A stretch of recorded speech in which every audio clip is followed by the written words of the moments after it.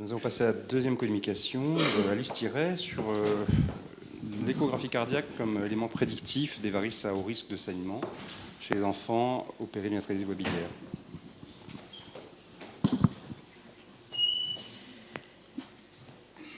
Alors, bonjour à tous. Donc, je vais vous présenter une étude qu'on a réalisée avec le service des pathologies de Bicêtre sur l'intérêt de l'échographie cardiaque pour prédire la présence de varices œsophagiennes à haut risque de saignement chez les patients atteints d'une atrésie des voies biliaires.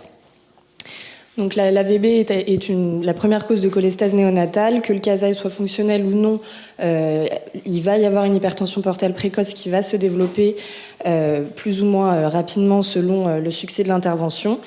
15% des patients peuvent saigner avant l'âge de 17 mois.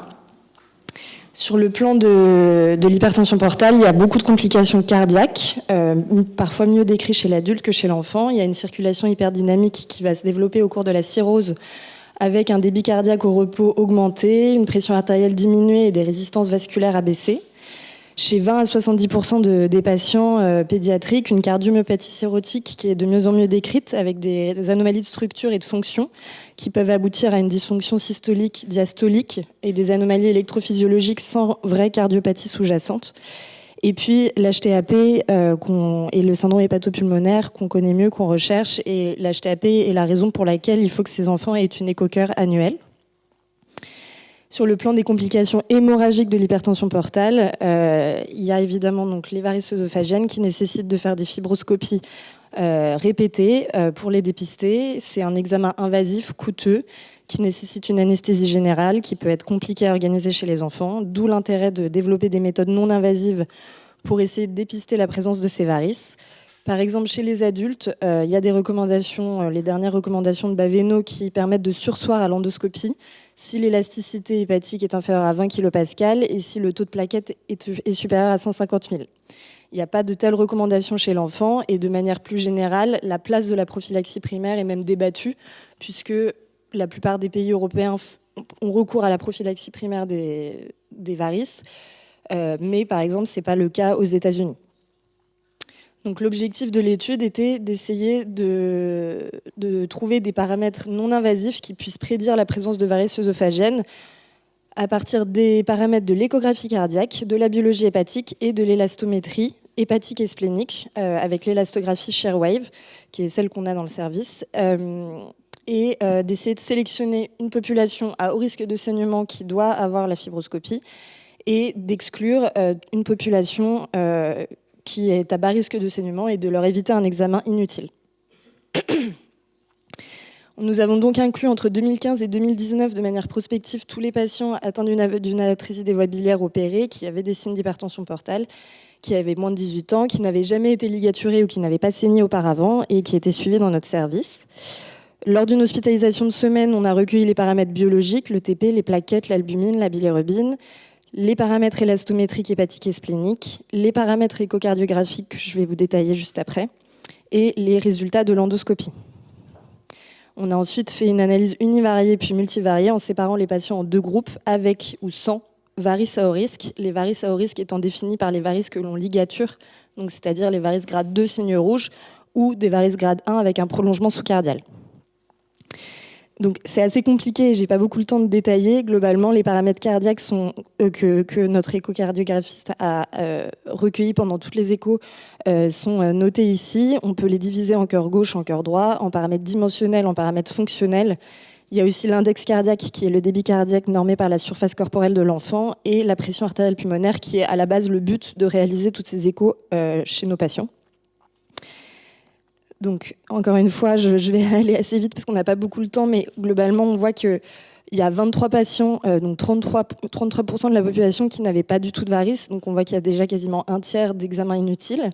Après, il y avait donc 11% de grade 1, 40% de grade 2, 16% de grade 3. Et parmi tout ça, 20% de varices sous-cardiales, ce qui fait 19 patients, dont 27% avec des varices à haut risque, donc environ un tiers de notre population. L'analyse univariée sur le plan des paramètres biologiques a retrouvé, donc de manière, on sait ce qu'on s'attendait, c'est dans les autres études, c'est comme ça, on a retrouvé que le TP était significativement abaissé dans le groupe varice à haut risque, que la bilirubine totale était significativement augmentée dans le groupe varice à haut risque, et que les plaquettes étaient significativement abaissées dans le groupe varice à haut risque. De la même manière, sur le plan de l'élastométrie, les élastométries hépatiques et spléniques étaient significativement augmentées dans le groupe varice à haut risque, avec une médiane autour de 46 pour l'élasto-hépatique et 52 pour l'élastométrie splénique. Les normes d'élasto-hépatique, c'est environ 7 kPa et splénique, c'est environ 20. Sur le plan des paramètres cardiaques, donc comme il y en a beaucoup, pour résumer, les paramètres représentant les dimensions des cavités cardiaques gauches étaient tous significativement augmentés dans le groupe varice à haut risque, ce qui témoigne d'une dilatation du cœur gauche chez ces patients.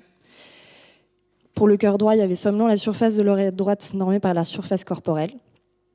Et sur le plan des paramètres fonctionnels, il y en a beaucoup aussi, mais c'était le Z-score du TAPS, qui est le tricuspide annular plane systolique excursion, mais qui en gros représente la fonction systolique du cœur droit, qui était significativement augmentée dans notre groupe varice à haut risque.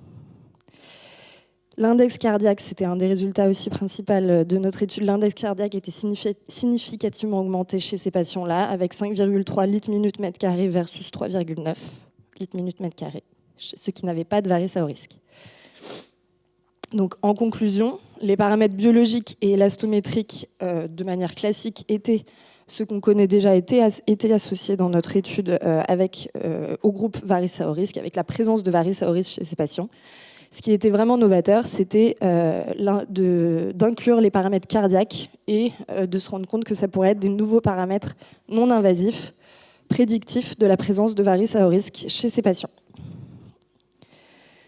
Nous n'avons malheureusement pas pu faire l'analyse multivariée du fait du manque de puissance, du fait du manque d'événements de patients avec varice à haut risque à ce stade. Donc c'était vraiment des résultats préliminaires qui ont été pour nous encourageants. On a continué d'inclure. On est maintenant à plus de 100 patients et donc là on a pu réaliser les analyses multivariées et on est en train de calculer, d'essayer de créer un score composite qui permettrait de sélectionner cette population qui doit avoir cette endoscopie. Je vous remercie.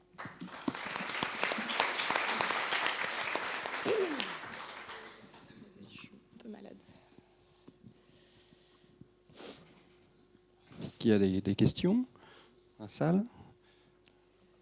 Ou un commentaire? Ouais. Je ne vais pas te poser de questions, Alice, mais juste faire un commentaire. Pas de questions, juste un commentaire. Il y a une étude américaine récente qui montre que les acides biliaires sériques dans la sous-population des patients en succès de Kasai est prédit la survie sans événement, donc y compris sans hypertension portale. Je sais que ce paramètre a été ajouté et qu'il a l'air d'être utile aussi.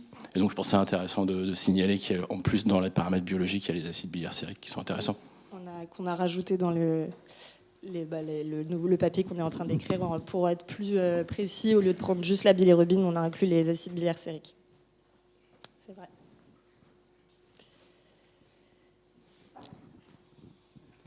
Alors, merci beaucoup. S'il n'y a pas d'autres questions, on va passer à la présentation suivante.